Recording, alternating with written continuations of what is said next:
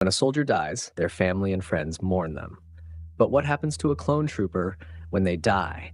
Born in a test tube, they were bred to serve on the battlefield and eventually die on it. For a long time, the public saw clones as almost organic droids, programmed to be obedient and nothing more. But as the war went on, it became obvious that each clone had his own personality, his own interests, his own dreams. And so, in hindsight, the use of a clone army was probably one of the most immoral things the Galactic Republic ever sanctioned. Today, in honor of the brave clones who gave their lives for a republic that saw them as disposable, we're going to take a look at 5 clone units that were completely wiped out, their sacrifices likely never recognized by the government they served. Number 1. The 104th Battalion's Wolfpack. If our stories about how helpless a trooper can be on a Star Destroyer haven't registered with you, this one definitely will.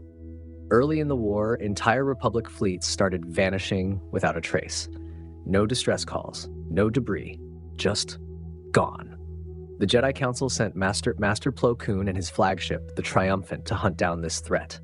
With him were the men of the 104th Battalion, the Wolfpack, led by Commander Wolfie. What they found in the Abrogado system was a separatist superweapon, the subjugator-class cruiser known as the Malevolence. This crazy ship had a massive ion cannon that could disable an entire fleet in one shot. Before Plo Koon could even warn the Republic, the Malevolence fired. The Triumphant and its support ships went dead in space. What followed was a systematic execution. With their ship being torn apart, Plo Koon ordered his men to the escape pods.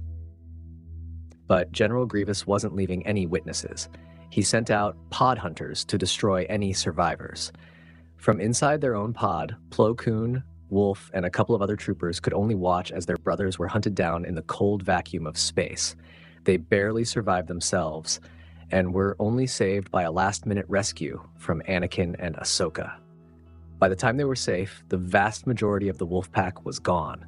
The battalion was devastated. In the aftermath, Wolfie and the other survivors honored their fallen brothers by stripping the maroon paint from their armor, replacing it with a somber gray, a constant reminder of the day their unit was nearly erased. Number 2. Captain Thorn's shock troopers on Scipio. Sometimes a unit isn't lost to a superweapon, but to a simple, well-laid trap. In the last year of the Clone Wars, the Republic was in desperate need of funds. Senator Padme Amidala was sent to the banking world of Scipio for tense negotiations. Her escort was a company of Coruscant Guard shock troopers led by Captain Thorn, a commander so dedicated he named his Z6 rotary cannon the Hammer. Unbeknownst to them, the whole thing was a setup by Count Dooku. While a small force of clones guarded Padme's shuttle, Dooku sent an entire invasion fleet. Thorn and his men were completely unprepared for what happened next. Droid bombers strafed the landing pad, destroying their only means of escape. Then dropships landed, deploying a fatal crossfire of B-2 super battle droids and commando droids. Thorn's men, standing exposed in the middle of the platform, didn't stand a chance and were massacred within moments. Soon, only Captain Thorn was left. But he didn't surrender. He stood his ground, unleashing hell with the hammer and yelling, "For the Republic." For a brief moment, he held them back alone, but it couldn't last. Struck by multiple blaster bolts, he finally fell, the last man of his company to die. Number 3. The 13th Iron Battalion. As the 13th Battalion found out, it only takes one saboteur to end everyone's life on board a Star Destroyer. The 13th, also known as the Iron Battalion, was one of the premier ground units in the Republic military, placed under the command of Jedi General Jaro Tapal and his Padawan, Cal Kestis. They played a huge part in the Republic victory on Braca. The battalion was stationed on the Venator-class Star Destroyer Albedo Brave when Chancellor Palpatine gave the command. When Order 66 was carried out, General Jaro Tapal refused to surrender to his own men. To give his Padawan a chance to escape, he made a desperate choice. He sabotaged the ship's main reactor, causing the entire Venator to explode, killing the majority of the 13th Battalion along with the ship's crew. For your reference, a Venator had a crew of over 7,400, mainly clones, and often had thousands of additional troopers on board. Jaro Tapal's sacrifice saved his Padawan, but it came at the cost of an entire battalion of veteran soldiers. Number 4, Halsey's ARF garrison on Deveron. The Deveron massacre was probably one of the most shocking events of the war, mainly because it involved the gruesome death of a Jedi, Master Halsey, and his Padawan Nox. Let's be honest, no one really pays attention when just a clone unit gets wiped out. It's not that big of a deal. Happens all the time. Halsey and Nox had been sent to the Edit Temple on Deveron to back up a unit of Advanced Recon Force, or ARF, troopers.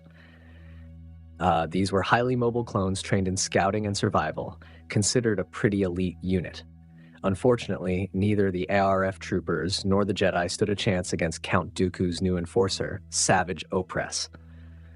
Savage led the Separatist attack, falling on the garrison like a force of nature. The clones were trained to fight droids in formations. They were completely unprepared for a single rage-fueled behemoth.